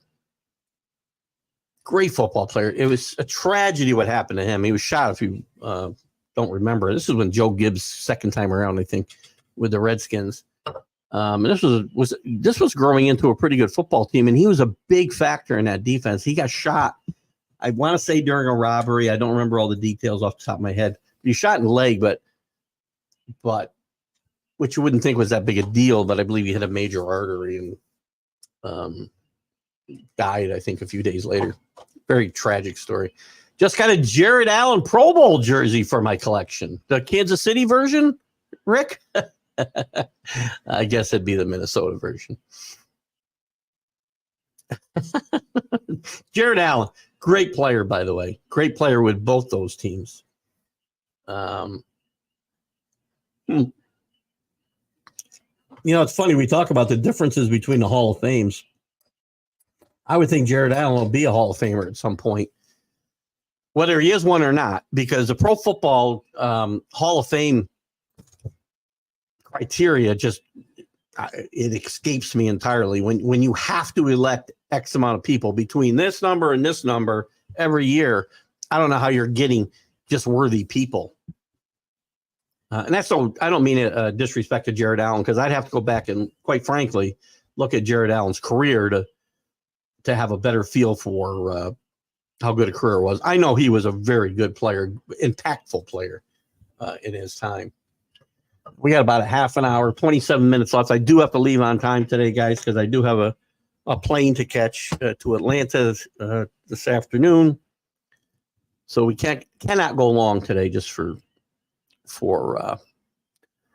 CA is trying to manage my career here. The problem is I have a job and I can't do more nights. Furthermore, I'll suggest you do a Monday Night Football show at the beginning or before games. What you often discuss during the gridiron season shouldn't wait all week when you can cover it fresh, especially. Well, I agree. I don't disagree, CA, but I've chosen the days I do my shows to get around two things: my work schedule and my private life. I'm not doing this again. I'm not doing 7 nights a week. Maybe when I retire, we'll do more and we can do some of this stuff. But it waits until the following Sunday and we talk about some of it. I don't disagree. All things being equal, I would do this show on a Tuesday. But I like my Sunday stream of consciousness show. I have the time to do it. I have the audience here that I don't have night times. I don't know. I mean, again, when I retire, things will be totally different. But that's, at least 18 months from now, unless I get retired first. But believe me, And I appreciate the suggestion. I appreciate that you want to, see this mug more often, but we'll see what we can do. There's a lot of things to take into consideration. It's more than just, doing it. You got to prepare. You got to be prepared. And I could not be prepared on a Monday. Cooper Kupp. Not sure. What is that about? What is Cooper? Carlos has got the podcast Tourette's here today. With Monday night. You know what I should do? When I retire, here's my goal. And I probably can't show the games because I would get probably booted off whatever platform we're talking about. YouTube. Maybe YouTube I'd get away with it. I'd love to do a show probably with a cohort and do like the Manning cast. I think it would be awesome. But again, until I retire, all bets are off. We're pretty much looking at what I'm going to be doing until then. First of all, was the Pro Bowl on TV? I didn't hear or see anything about that. Is it on TV? Yes, this whatever. It does come on at 3:00 today. I don't know what network. There is no game, Anthony. It's a flag football game, and I think there'll probably be some skills competition that they did and a bathing suit contest or whatever. I don't know, but fortunately, I'll be on a plane and I will not be able to see it.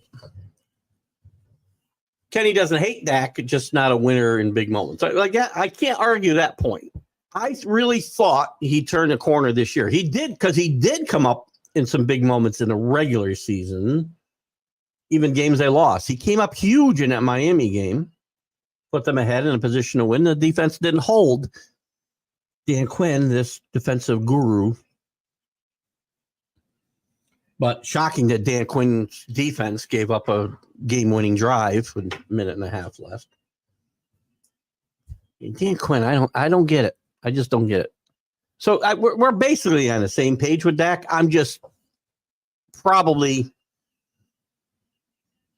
more hopeful or had more confidence that he would get himself over this hump. Maybe he will at some point. Maybe he won't. Yeah, minute by minute, right?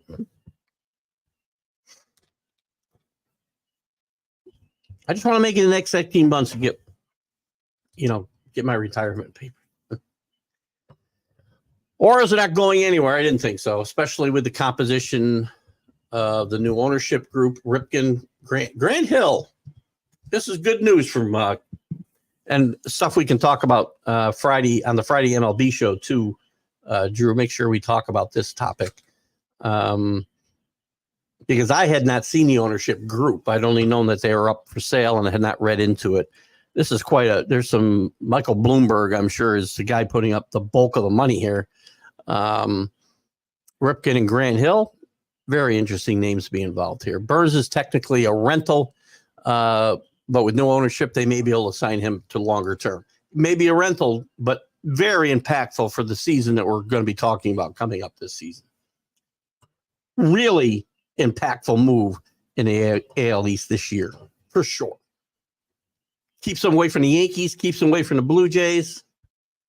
Tampa wasn't moving him, probably bringing him in, but very important to keep him away from those other two teams. Yankees could have used this guy more than Chapman. When I say Chapman, I'm talking about the third baseman Chapman. I just kicked every show I kick out my screen. Hold on, guys. Not that I need it, because when we do this type of show, I love this format. Okay, now I've seen everything. Chess Boxing Championship. Now send me a link, Kenny. Send me a link. Put a link up in here and I'll see if I can play it. Oh, my God. Send a link to the messenger, Kenny. Maybe I can get it in there. Oh, my God. Well, we had tackle basketball. We had pillow fighting. We had foot golf with soccer balls and giant holes. And now we've got a chess boxing championship. Oh, my God. CA, there's a lot of rivalries. Just ask Carrol. I think CA is talking about like the rivalries within the fantasy football league. And CA, I'm serious. If you want to put together a fantasy football show, even one that focuses specifically on our league, I'll help you put the platform together. It's not something I'm really interested in doing.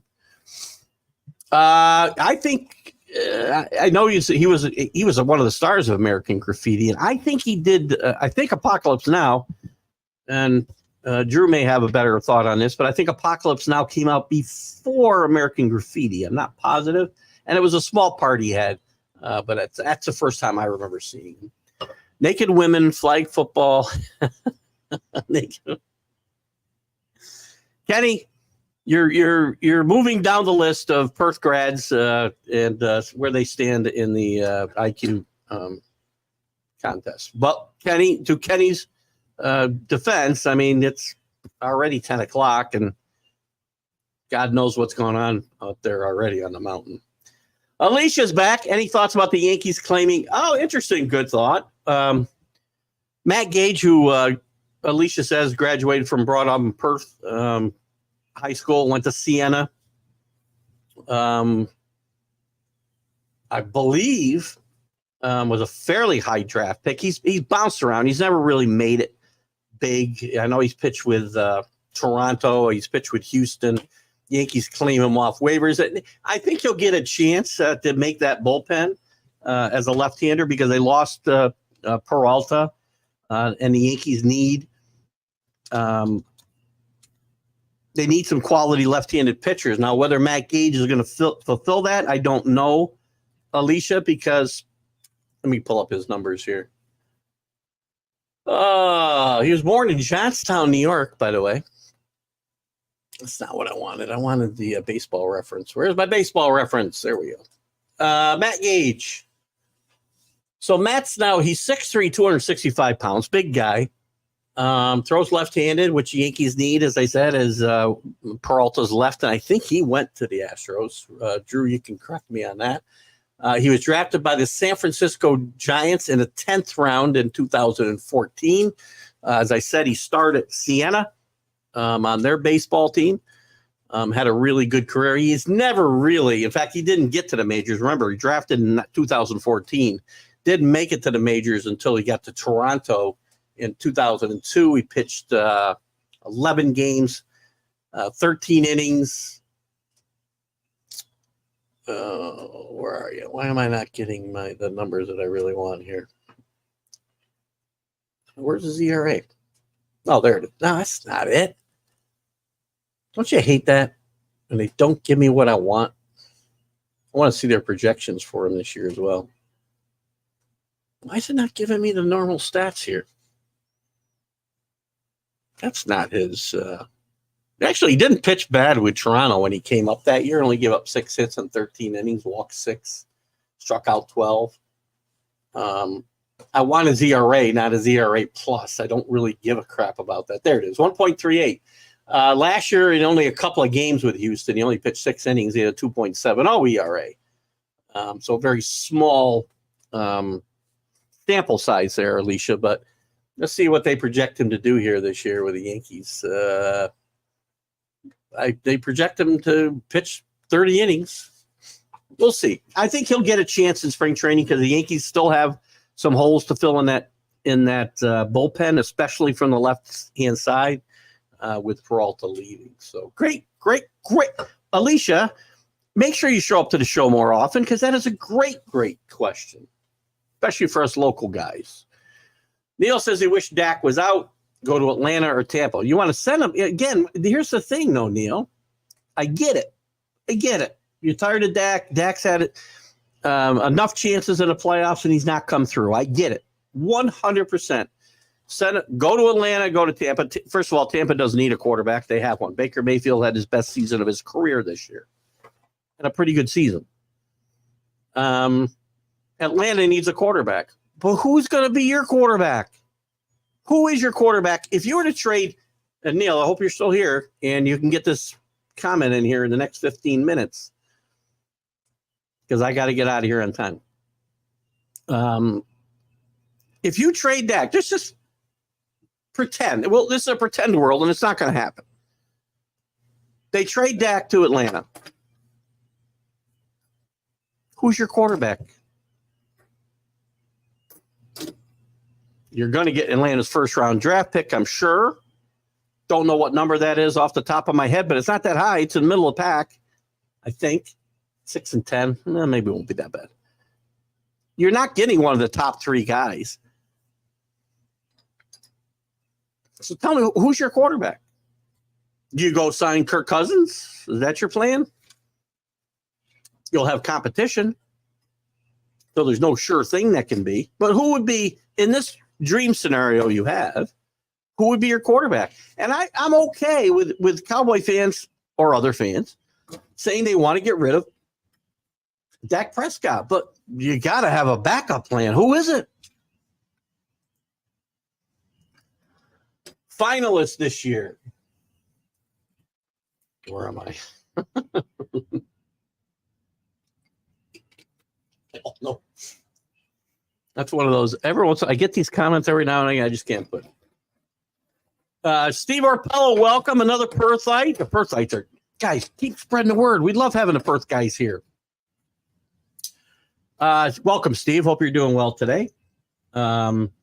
Alicia Corona had just brought up, and Alicia, I had said before you graduated with my brother Kevin, and I can't remember if you did or not. Maybe you graduated with Steven. I don't know. Because it's so freaking long ago. I shouldn't say that. No offense. Me, I can't remember these things. Yeah, we just brought it up.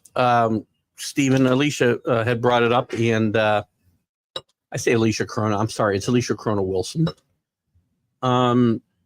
She brought it up, and we just talked about it. And I do think that Matt Gage will have a chance to make this team in spring training because the Yankees have a need. He has had a very small sample size. Remember, he was drafted 10 years ago. Never made it to the majors until 2 years ago. Pitched well with Toronto. Very small sample size, and even a smaller sample size with the Astros last year. I mean, the Astros have some needs in their bullpen as well, and I'm a little surprised that they would let him go if they thought he was going to produce. Now, I'll root for the kid for sure. Nice kid by all accounts. Of people that I don't know him personally. I've never met him or the family. There could be some other Perthites here who do know him on a more personal level. I don't. But let's hope. As a Yankee fan, I hope he does really well. It'd be fun. Because don't forget, we also have Tommy, not from a Perth standpoint, but locally, we got Tommy Kahnle back this year as well, former Shaker high grade, who has a much better Major League Baseball track record than Matt Gage, by the way. Paula says Sunday's a good time slot because all the old people are still awake. There is that. CA, as Nick might tell you, I have a little trouble staying awake past 8:30 at night. So after the football games, I'd be here snoring in front of you, and I don't think, well, that might be more entertaining than what we do on a regular basis. I don't know, but I don't think I want to do that. There you go. There's the Pro Bowl today for all of you people who have no lives at all. You can turn on the Pro Bowl at Channel 10 on ESPN. Now I've just offended all the people who have no lives. Every day, every show I do, I offend somebody. So don't take offense. Does that make any sense? Oh, CA, some do it. However, can't show games, just audio of telecast with your voiceover of comments. You'd be great. We'll do some of that at some point. And maybe I'll try to do that somewhat during the NCAA basketball tournament this year. That was my plan last year, and we never got around to doing it. I was going to do cut-ins during the day, even during work, just cut in for 20 minutes or half an hour and follow the end of a game or something. But maybe we'll try to do something for the tournament. And again, when I retire, all bets are off. You might see me more. You'll get sick of me. And thank you for the compliment that I'd be great. I don't know I'm great at anything. Jeremy Ballright, good morning. How are you? I know you're smoking, Jeremy B. Figured that out last week. Thank you, Jeremy. Great to have you with us today. I know Jeremy shared that we had multiple maps we were looking at who people were rooting for. I'm sure we have Super Bowl maps. If we have one, feel free to send it to me in the messenger. American Graffiti was first. Neil's all over that. Again, it's 50 years ago, and I just can't remember that far back.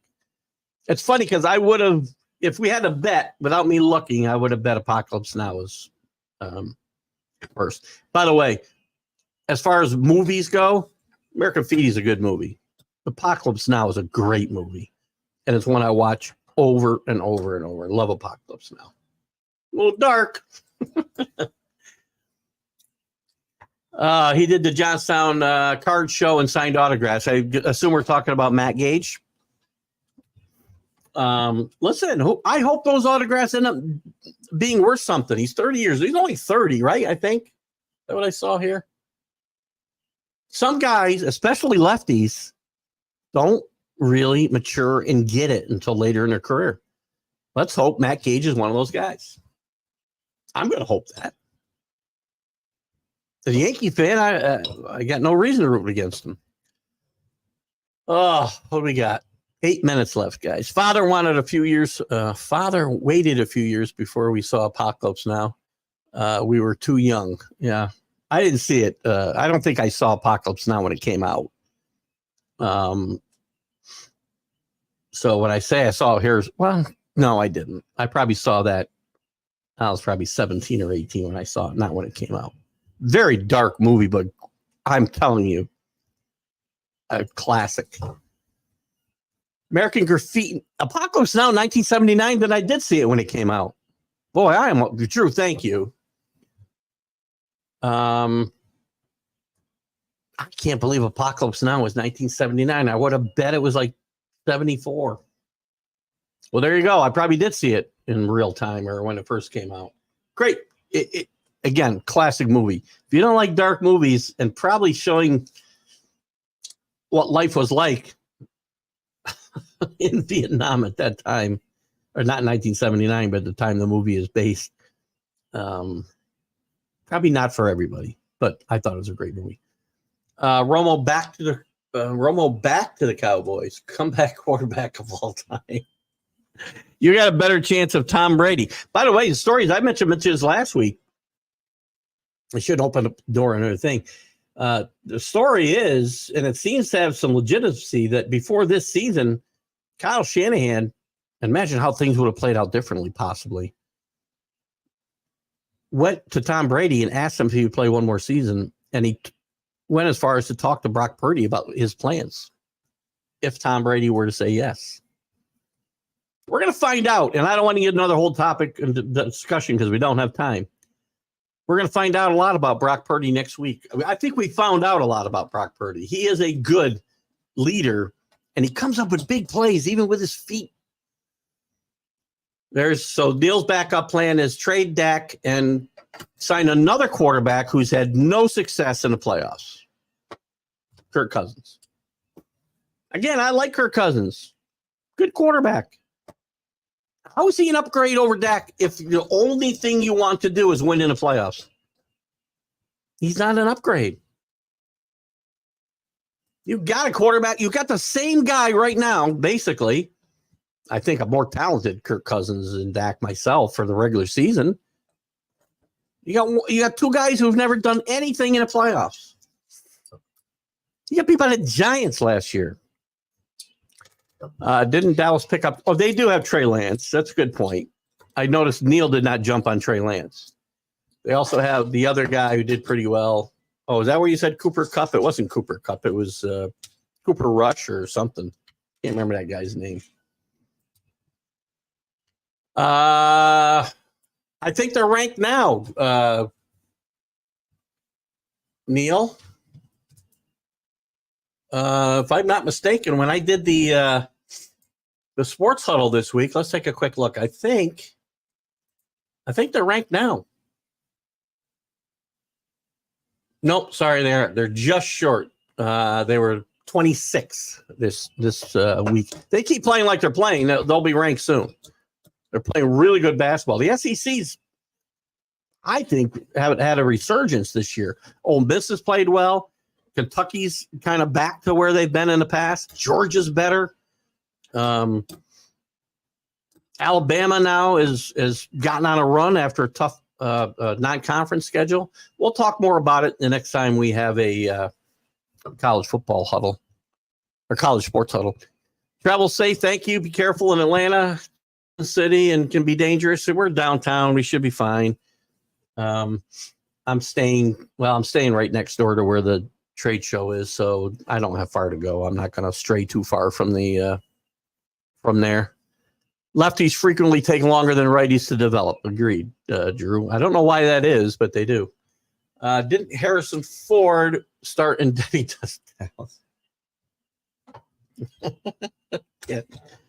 Kenny.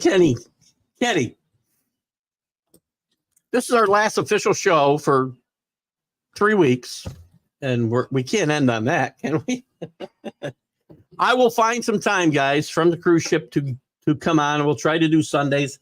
Next Sunday, Super Bowl Sunday, we should be on the ship by 11 o'clock or so. So sometime, I don't know, early afternoon, we'll try to do something, jump on. So we'll have a safe trip to Atlanta and hope so. We will do something Friday. I'll send you a message Thursday or Friday, Drew, about the MLB update on Friday and what time we'll do it. I don't know if you have, let me know if you have any restrictions on when you can do it. I plan on doing it the regular time at 3, and I may have to change that. We'll see. But I appreciate that. I'll be getting out of here in about an hour to head to the airport and head to Atlanta.